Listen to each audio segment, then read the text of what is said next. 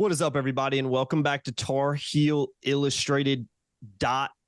I'm THI staff writer Jacob Turner, and joining me today is THI publisher Andrew Jones. We also got our very own Brett Friedlander in here from Saturday Road. And Brett, it's good to have you on a podcast. I know you've been on a few with AJ in the past, so I'm sure some of our subscribers and listeners do recognize you.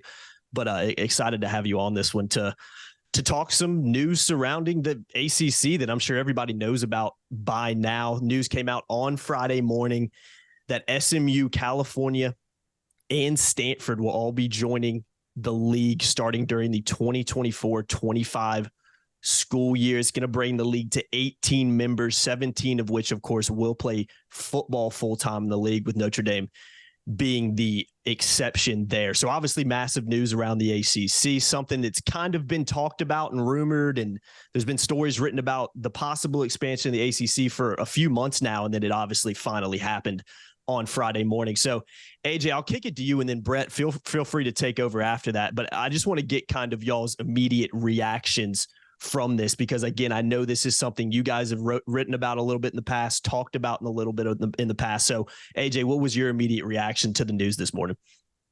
Well, first of all, I'm glad something happened so we can move on and actually start talking about football, because I've probably written on our message boards more about this crap over the last several months than anything else. And as you know, I'm quite proficient with what I put out there. So I'm glad it's over and something happened, and that they added, for the simple fact that if they didn't add, it would have been hanging out there on and on and on. And it's a distraction. There's two ways to look at this, Jacob. The part of me that grew up in ACC country, growing up in the Washington, D.C. area, it's doesn't make any sense that they would even still use the same logo. That whole Holly Farms ACC doesn't exist anymore. It stopped when they went north of Mason-Dixon line, and now it doesn't matter at all. But I also got to look at it like this. Creighton's been in the Big East for like 10 years, and they're in Omaha, Nebraska. We might see a day soon where Gonzaga's in the Big East in basketball. That's just the way things are. College athletics has become more national. It was quite regional for a while. Now it's national. When you look at, there's two conferences now that span both coasts, West Coast, East Coast. And if the SEC wanted to, they could have done that too, but they chose to stay where they are. So I think college sports are national.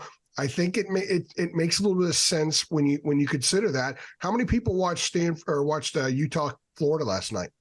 That was a game everyone was interested in. It seems like we know those teams now like we used to know our old conference teams because of the way the sport is. So I'm glad it happened for the reasons stated. I'm not glad it happened because I'm not sure that as much thought went into this as went into the last expansion. The last expansion that John Swofford did was proactive. This was more reactive. And because of that, I'm not sure that it's going to sustain itself over time.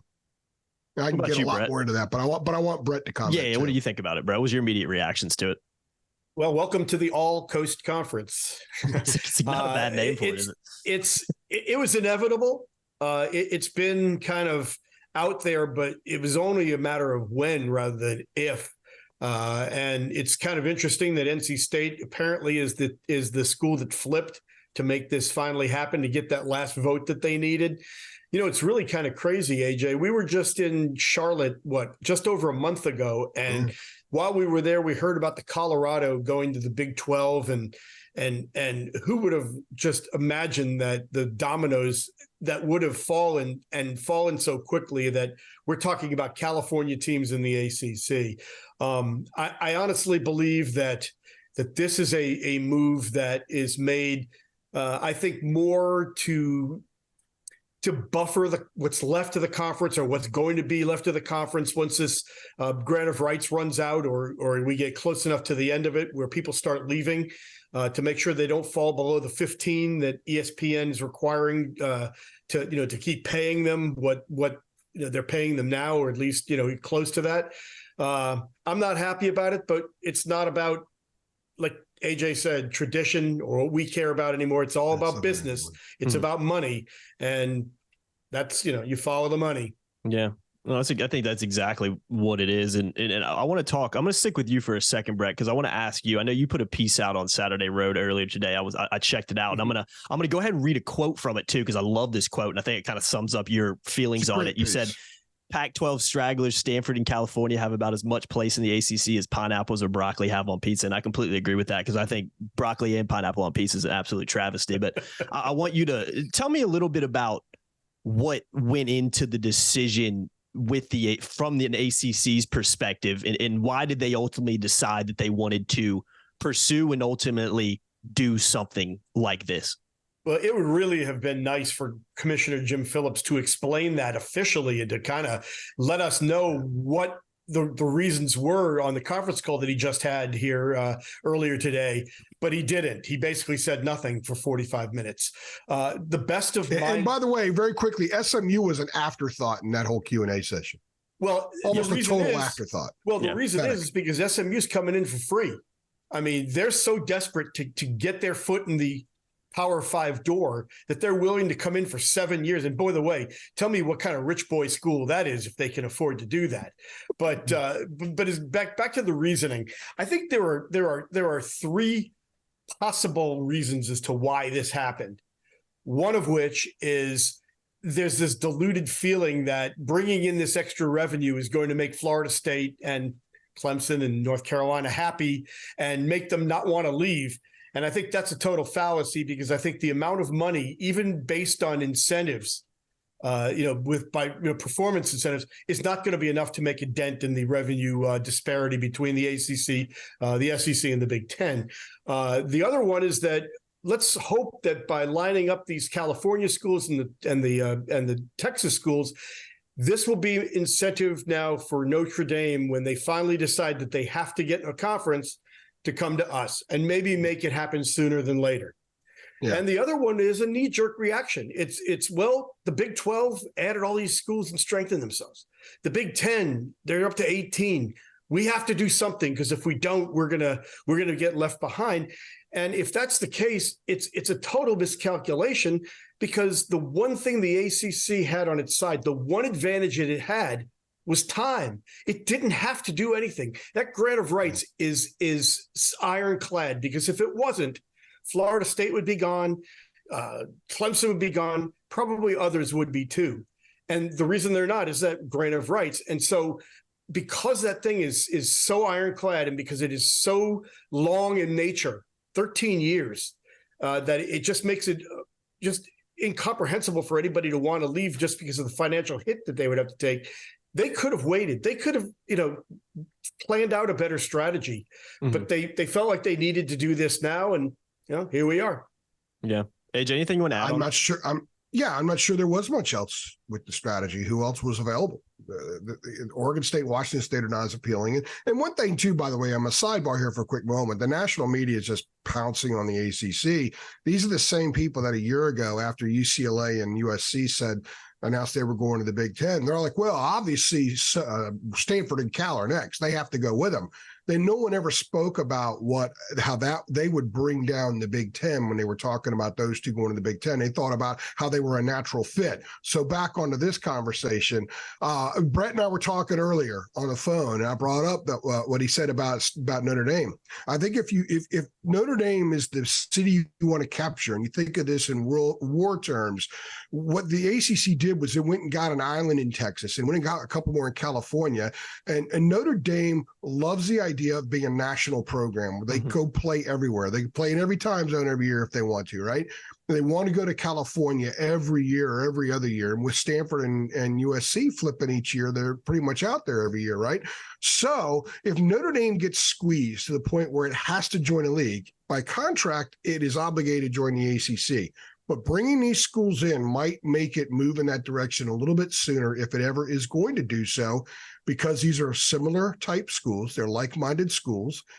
Notre Dame wants to sit at a table with Stanford and Cal and UVA and Duke and UNC and Wake Forest, BC, schools like that. And the ACC has a lot of them. Also, it puts Notre Dame's football in Texas every year. It puts it in California pretty much every year. Cal is the state university. They can go down and play in the Coliseum in LA. Their athletic department is $410 million in a hole. Sell home games to bring Notre Dame in, and they'll make a lot of cash. So I think if the bait in the water to get Notre Dame if you add a few more lines in there, I think you have a better chance of luring them. Now, I'm not saying it's going to happen, but I will say this is part of that process. The other thing is it opens up TV windows. The ACC could dominate on ESPN does not want to lose the Pac-12 after dark. So assuming that they make a deal with Spectrum, we can actually watch it. Yeah, we can't watch the game anymore. Yeah. But imagine now some of the dominance the ACC can have moving forward. Imagine a 6:30 game where you've got North Carolina at Louisville in football, and 10 o'clock you've got Clemson at Stanford. You dominate that both windows. And that's going to raise the value of the product. I also think it elevates the conference a little bit more nationally because of where it is. I'm not a big TV market guy in college sports because I don't think that drives the needle in college sports. Boston College is Exhibit A. However, with the ACC network and the way it's paid out, when it's in a state that doesn't include an ACC school, they get pennies for each household that carries the network. Now you've got 2 in California, you've got 1 in Texas. Those are the 2 most highly populated states in the country. The ACC is going to make more money on its network being distributed in those states. So whatever the financials are, and Jim Phillips should have given us more information today on the financials.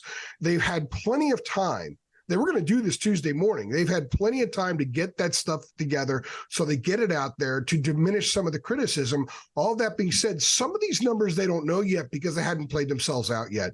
There is going to be greater revenue than what people are reporting because they're not including the ACC network aspect. Mm-hmm. And let me throw one more thing at this too. The ACC network doesn't sell a lot of advertising on the network. When you watch it, it's almost them promoting themselves all the time. And I spoke to someone very well placed in this situation a couple of months ago, and they said one of the things the league is talking to ESPN, which owns the ACC network, about is allowing schools to sell their own ad time. Let's say up to 40% of ad time per appearance on the network. So if you're North Carolina or Clemson or FSU and you have a chance to sell 40% of ad time every time you're on the ACC network, that's going to increase your revenue too. Phillips didn't talk about it today because it's not a done deal yet. There's a lot of red tape they need to get through to make that happen, right? Mm-hmm. But that is out there. And that's part of this as well, because now you throw in the Stanford component, the Cal component, which has 42,000 students and its undergrad, it's got a huge alumni base. And the fact that SMU now gets to be a big boy. So all their fan bases are going to take their sports more seriously because they're on a bigger stage, playing against better competition, generally speaking. And the excitement of having the Clemsons and FSUs and Miamis come to their stadiums is going to raise the bar of interest at those schools. And I think their recruiting opens up, so they're going to benefit as well. 5 years from now, I think this is going to look a little different than it does right now. And I believe that's what they're banking on. And the caveat there is maybe 5 years from now, Notre Dame is squeezed into the league because it has nowhere else to go. AJ, I tend to disagree a little bit because it sounds a lot like what we heard when, Miami, Boston College, and Pittsburgh, they're all football schools and they're going to raise the level of ACC football. Well, they haven't. They've brought it down, actually. So I'm a skeptic on that. We shall see. That's their respect. I don't know if they brought it down. I don't know if they brought the ACC football down. The ACC brought them down. The ACC has its own issues with football. The fact that Virginia Tech hasn't adequately replaced Beamer has nothing to do with those other schools. Mm-hmm. The fact that Miami can't get a good hire right has nothing to do with it. They'd be the same thing in the Big East if they were still there. I'm not saying this is what's going to happen. I'm trying to explain it from where the ACC might be coming from. I've got a lot of criticisms of what happened here, but I'm also trying to look at it from where they're coming from so I can better understand why this might make more sense than the immediate emotional reaction would lead you to believe. Let me also respond to the Notre Dame piece to this. Notre Dame is already having trouble filling out its schedule. This year, they play home games against Tennessee Tech and UNLV. And when the Big Ten goes to a 10 conference game schedule, they're going to have an even harder time filling out that schedule. And they're going to find that NBC is not going to pay top dollar to televise home games against Tennessee Tech, Marshall, Central Michigan, UNLV, New Mexico. They had New Mexico a couple of years ago. All teams that Notre Dame has played recently. And so there's a real possibility that when that comes to fruition, when that push comes to shove, the ACC and Notre Dame could end up lumping their interests together to try to make that NBC package more attractive and lucrative. Notre Dame has asked NBC for $75 million a year, and NBC didn't say yes. That ain't happening. It's not happening. So you're 100% right, and this is why I think that this was a strategic move to make the ACC a more comfortable spot for Notre Dame football, because they can have the appearance of being national. The conference is deeper, so they're not playing Georgia Tech every year. It gives a little bit of a feel of being independent when you have 5-6 different schools each year on your schedule on a rotation of 4 or 5 years. So they get to sort of still pretend that they're independent, but not really be independent. And the other caveat to this too is that the CFP right now, if you're going to get a bye, you have to be a conference champion. So the highest a 12-0 Notre Dame team could be seated is 5th. Now they might alter that because there's a big push by the SEC to alter it so they can get 2 teams with a bye in there. But they also might, in corresponding with that, they might say, okay, you must be a part of a conference to be in the CFP. That might come too, because a lot of those people want to screw Notre Dame. They would love to do that. And that would be a way of screwing them, forcing them into the ACC.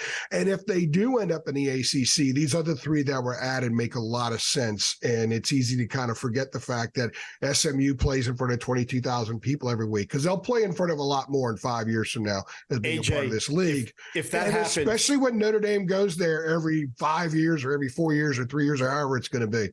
If that happens, I would not suggest playing poker on the same table as Jim Phillips, because he doesn't come off as having that in him. But maybe he gets I agree, and I know Jacob wanted to ask about that too, and you can go ahead right now, because I think that there's a lot of things that we can get into with this, but the Jim Phillips factor is part of the equation.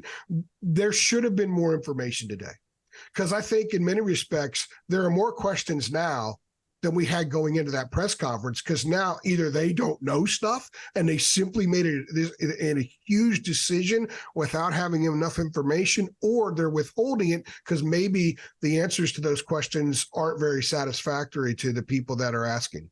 Yeah, there's a whole lot of words said in that press conference, but not a lot of actual information really given that we can kind of look into. Real quickly, I want to take a quick pause because I do want to give a shout out to our sponsor on this podcast. That is Underdog Fantasy. So go to a quick ad read on them real quick, and then we'll be back to finish out this one. I'm very excited to announce our new partnership with Underdog Fantasy. We decided to partner with Underdog because it's the easiest place to play fantasy sports, and it's also the fastest growing fantasy app in the industry. Now, Underdog Fantasy has a lot to offer, including their Pick'em game. And in Pick'em, you pick whether your favorite players will have a higher or lower stat total in this week's game for a chance to win big. It's so easy to play. Just pick 2 to 5 stats of your favorite players and choose whether they'll go higher or lower. You can 20x your money by going 5 for 5. They also have a Best Ball Mania. If you think you know football, definitely need to check this one out. This year's Best Ball Mania has $15 million in total prizes up for grabs, with the winner taking home $3 million. So sign up today with promo code HEAL and get your first deposit doubled by up to $100. Visit UnderdogFantasy.com or find them in the App Store. And don't forget to register with promo code HEAL, HEEL, to get your first deposit doubled up to $100. You must be 18 plus and present in a state where Underdog Fantasy operates. Terms do apply. And if you are concerned with your play, call 1-800-522-4700 or visit www.ncpgambling.org. Back to the show. All right, guys. Last thing I kind of want to talk about, and AJ, I'm gonna ask you this first, because this is we're Tar Heel Illustrated. It's obviously a very UNC heavy site, and this is a lot of UNC fans watching this. So, AJ, I want to ask you what you think this ultimately means for UNC, and then Brett, on that afterwards, if you want to hit on what you ultimately think it might mean for the ACC as a bigger picture. I know we've talked about it a little bit, but kind of expand on that more. Feel free, because I have seen some people and a lot of Carolina fans on Twitter saying, well, Carolina's definitely going to the SEC now. I don't know enough information to know if that's the case. It seems like that's more of kind of an emotional reaction to what's happened today from Carolina fans, which I can understand. But what are your thoughts, AJ, on what you think it might mean for North Carolina? Because I also did they weren't necessarily in favor of this either. Well, I will say, and Brett can expound on this in a couple of minutes, that Jim Phillips did actually make the comment, and I have it in my notes, I tweeted it out, sort of saying, hey, this is to protect I'm paraphrasing, this is protect ourselves in case something does happen, which is the first time there's been any acknowledgement from anybody at any administrative level whom I've spoken with that acknowledge that being an actual possibility on the record. Now, as far as off the record goes, yeah. Now, I think for North Carolina, they understand what the landscape is, and they're in a better position than the other schools are because they're the one school in the ACC, the Big Ten and SEC would take in a heartbeat right now. There's so much misinformation and misunderstanding out there about Florida State and Clemson. Oh, they're out the door tomorrow. Where are they going to go? I mean, if Florida State wants to make it as an independent, they would leave right now and try to make it as an independent, right? They don't have the door open right now for the SEC. Neither does Clemson, because if the SEC is going to make another move, they're going to move into states that they don't already exist. Virginia, North Carolina are in much better shape with respect to the SEC, if indeed it comes to that, than Florida State and Clemson are. Florida State and Clemson might be interested, be appealing to the Big Ten, but I'm not sure the Big Ten wants to go to 20. They may be set right now at 18. So people are saying all these schools are going to leave, but where are they going to go? They're not going to go to the Big 12. The Big 12 has gotten so much praise in the last couple of months because of the moves that it's made. It's still making $10 million a year less than the ACC. Mm-hmm. The ACC is way ahead of the Big 12. It's the third one out there. It's way behind the other two, but it's still third. It's the best place to be if you can't get into those two other clubs. It's the third club right now. So I don't think anybody's going to make a serious push to move anytime soon. I do think what Brett said earlier, and this is where UNC fits in, maybe 6, 7 years down the road when the buyout is a lot less. And the buyout is the TV revenue. You have to write that check. Right now it's $1 billion. Works out to $1 billion. No one's going to spend that money. But 6 or 7 years, it's not as much. And it might be worth then to go ahead and make the move, especially if the ACC is still lagging behind a lot. So for North Carolina, they're in the best situation. I think they're in a position of power in many respects because they could move in a couple of years and they would be the most appealing school. And they might get some financial considerations to move. Oregon and Washington went to the Big Ten in a move of desperation, and they're making less. If North Carolina were to go the E of the league, it would not have to take a financial hit. It would get equal share of the other schools right out of the gate because it is so appealing. And Virginia might be in a similar boat as well. Certainly with the Big Ten, Virginia would be. I'm not sure right now with the SEC. So for North Carolina, they're in a position of power, Jacob. Mm-hmm. And Brett, they're in a position of power right now. They also recognize that the ACC succeeding and staying intact is best for UNC football because it's going to be a lot easier to contend for championships going through that path than trying to go through it in the other two conferences. Although I think they would be more competitive in the Big Ten than they would be in the SEC. Mm-hmm. What do you think about the ACC? That's one thing I don't understand about the obsession with getting into the SEC. If you want to get into the playoff, would you rather just beat Clemson and, get into the playoff, or would you rather have to beat Alabama, Georgia, Tennessee, LSU, Texas and Oklahoma?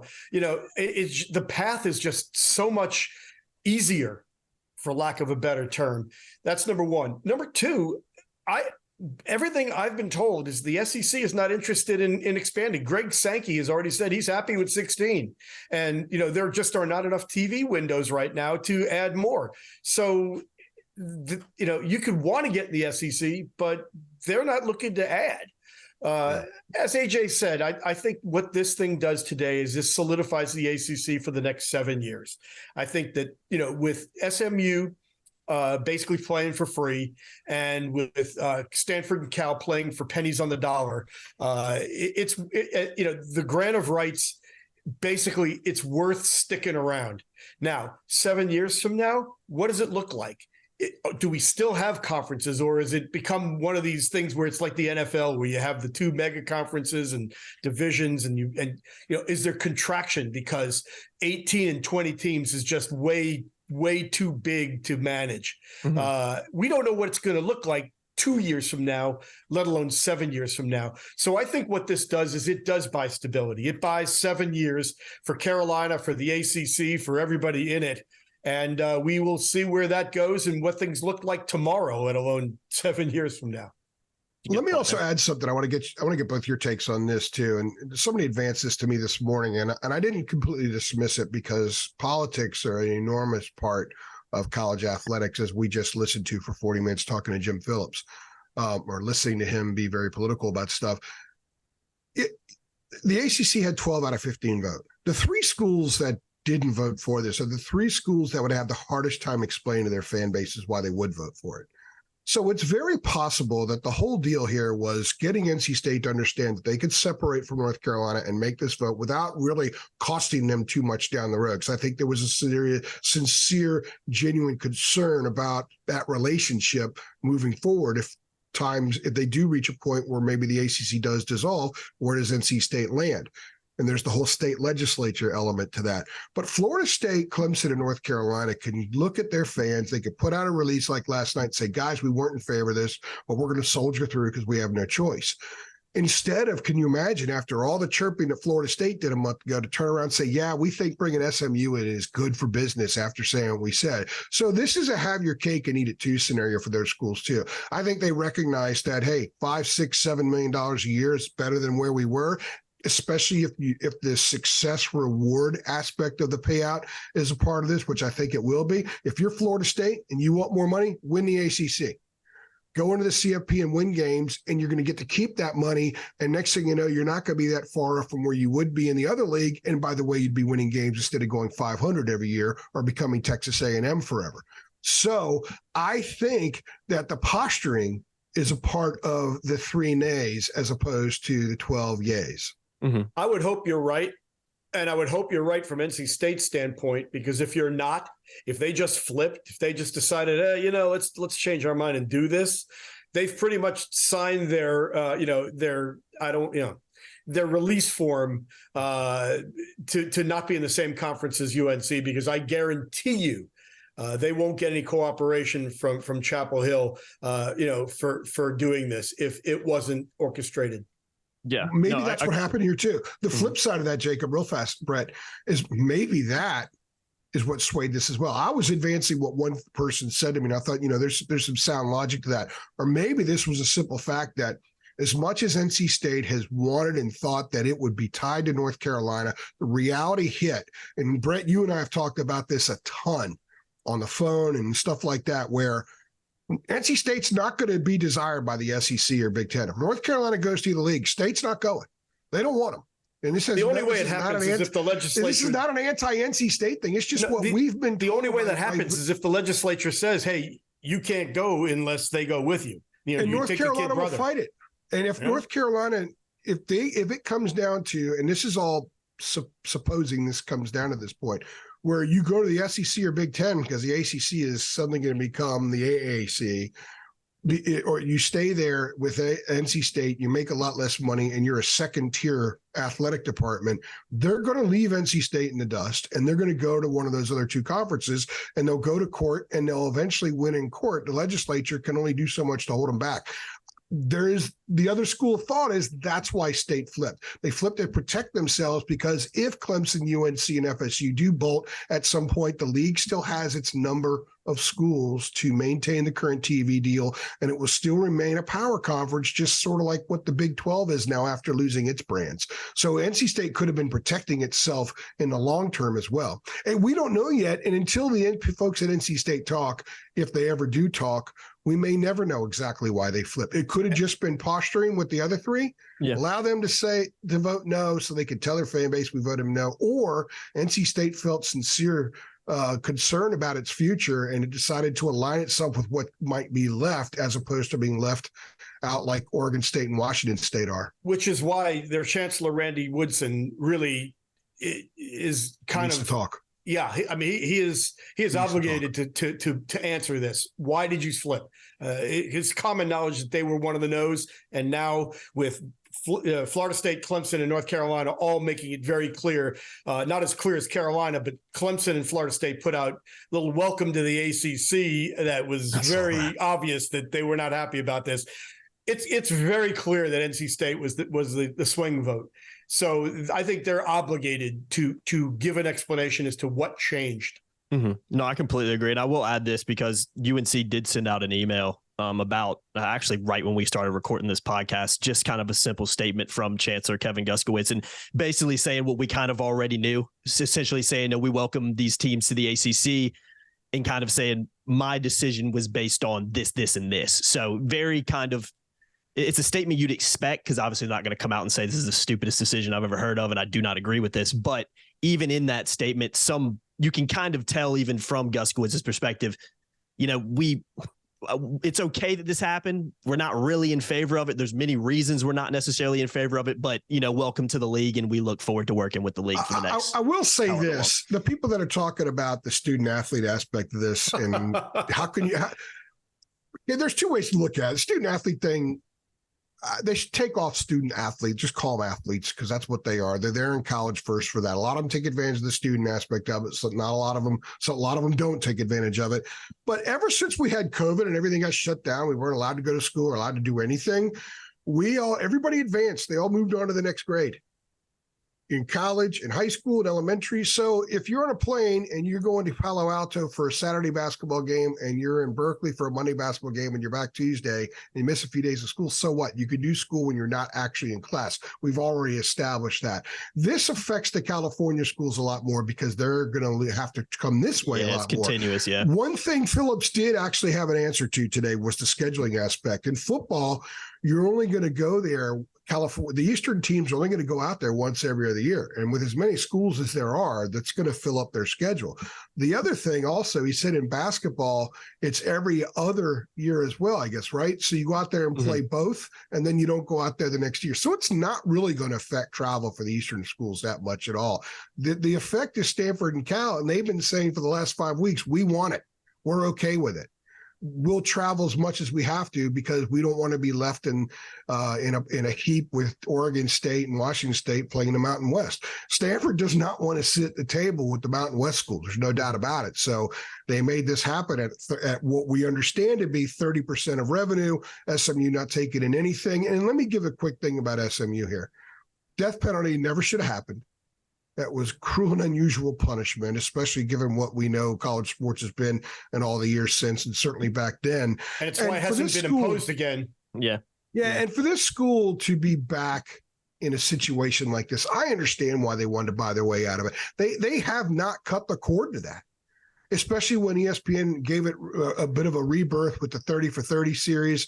I could understand why they would do this, and I could understand why the ACC would want to be in that market. Now, I put on our boards a couple of weeks ago, there's something, Brett, you and I talked about, boy, TCU and Baylor would make a lot of sense, but TCU and Baylor wouldn't come in at 0% or 30%. They would want full shares. So you're not going to go there. So you take a school that's won before. And by the way, SMU was really good in basketball for a while in the 80s. Back in John Concack days. Brett will remember those teams. Atlanta Hawks. And by the way, Matt Doherty was SMU head coach for a while in basketball. So I think there's a lot of potential for that school to be something very different in 5 or 6 years than the way we view it right now. They're going to throw all their resources in. And if they can ever be relevant again, we'll know in 6 years from now. This is what they're trying to become. If not, then they're going to be Boston College. And one other thing, and I said this to Jacob earlier, I think I said it to Jacob, I've been to Cal and Stanford in the last several years. Carolina played at Cal in football, opened the 2018 season. I covered that game. Within that same year, they were at Stanford in basketball. That was when Kenny Williams had like 9 3-pointers in the first 10 minutes of the game. Those experiences and facilities reminded me of Boston College in a lot of ways. Like there wasn't a great vibe there. The facilities needed a lot of work. So one of the things I was told is that part of the concession here is that they have to significantly upgrade. They have to show that it is incredibly important, and you can do that with your facilities. And SMU has already said they're going to do that. They're going to pour a couple $100 million into facilities and really get themselves up to snuff. Cal, being in debt, has to do that somehow. They have a massive endowment, and I've been told that there's a chance they will take a big chunk out of that endowment, pump it into the athletic department to pay down part of that debt and also pay for some of the upgrades so they can, quote unquote, keep up with the Joneses. Yeah. It's an interesting situation. We could spend another few hours probably talking about it and breaking it down and looking at it this way and looking at it that way. But I think for the sake of this podcast, we should go ahead and wrap this one up. But Brett, we appreciate you joining us on this, man. It's good to have you on the podcast. Make sure you guys follow him on Twitter or X, whatever the heck it's called now, at BFRIEDACC. I'll try to put a link in the description below. Big thank you to Underdog Fantasy for sponsoring this as well. Links in the description below for all that. And then AJ, appreciate you hopping on here too, man. I know it's Friday afternoon podcast ahead of a busy Saturday can be a little tricky. So I got to get my steps in and then drive up to Charlotte and hopefully watch. Hopefully my hotel doesn't have Spectrum. I won't be able to see Louisville and Georgia Tech tonight. AJ, while you're in the car, crap that is. Instead of taking your steps while you're in the car, just take your phone and go like this as you're driving down the road, right? And it'll give you the steps. Yeah, I think you probably would, to be honest with you. Or take the train. I'm the guy that a neighbor saw one time walking outside at 11:45 at night because I was like 1,000 steps away from 10,000 that day. It's like 45 degrees out and raining. And neighbor's like, what the heck? I could have just been cheating and doing this. I thought you were crazy. Take the train and walk back and forth. I've done 841 straight days at minimum 10,000 steps. It's impressive, man. That's impressive. You'll definitely get him in tomorrow. Don't worry about that too. You'll have Cal Ripken has nothing on me, man. We'll hit that 1,000 mark. You'll have to let us know, AJ. I'll have to make a big deal out of that one. But I will. I'll tweet it out. Appreciate y'all watching, guys. As always, make sure you follow us on Twitter at Heel Illustrated, and make sure you subscribe as well, like, share, hit the notification bell as well, so you know every single time we upload. And we'll see you on the next one. Thanks. Appreciate it, Brett. Anytime.